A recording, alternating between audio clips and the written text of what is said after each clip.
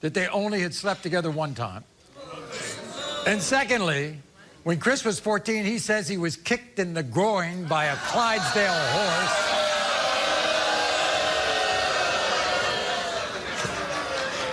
So you know his reasons, right? You consider yourself a supermom. Oh, I do. I clean up the house, I make dinner, I do the dishes, I give them their baths, I put them to bed. Then I go to bed and get up and do it 6 days a week. Somehow I didn't hear Chris's name in all that. Oh, that's because I mostly do everything. You do everything. And he doesn't help me do anything. All right. I might get him to do the dishes one time a week. Is there any doubt that he's the father? No. He's the father. He is the father. She looks just like him. Look at that picture. The same lips, the same nose, the same forehead, same chin.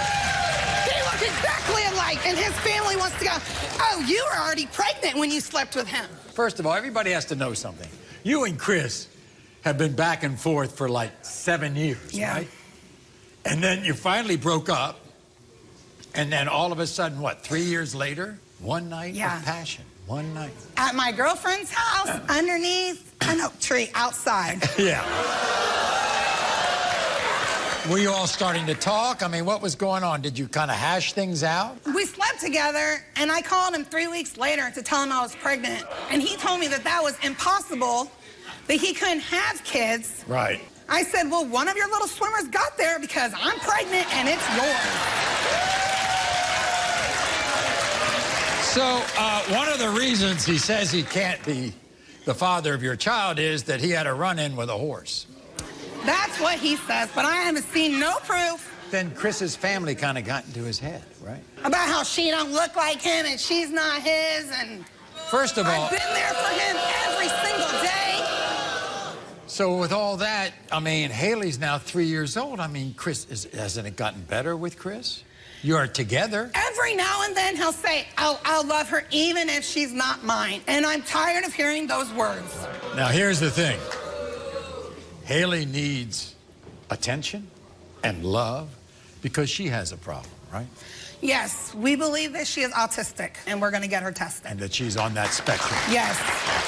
Everybody. Look at that picture. Put that picture back up. The one of them together. The one of them together. Look at this. Look at that nose. The way their eyes stack. The way their lips are. You're telling me that ain't his kid? Oh, I can't wait for you to read the results, because I'm going to rub it in his face. Here's Chris. Chris, come on out.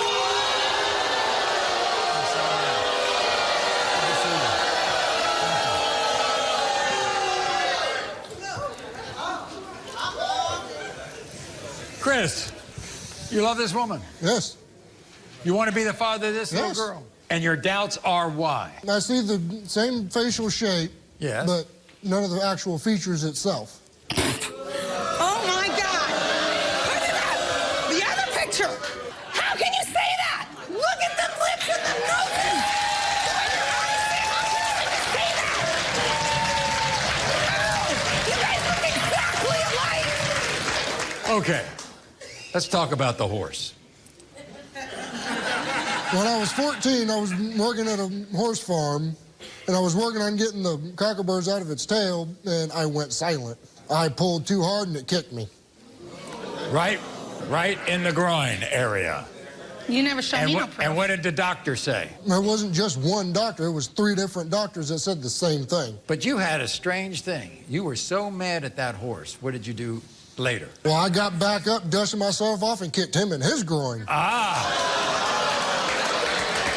Okay, so here are the facts that everybody agrees on, Chris. You and Brandy got back together under an oak tree. Yes. Had sex. Yes.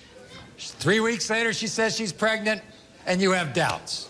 Well, at the time, I was still under the impression it would never happen. You think you'll be a better father if I prove to you that you're the father? Yes. And how about your relationship with Brandy? What's that going to be like? It's not going to change. Not going to change. It's going to stay the same.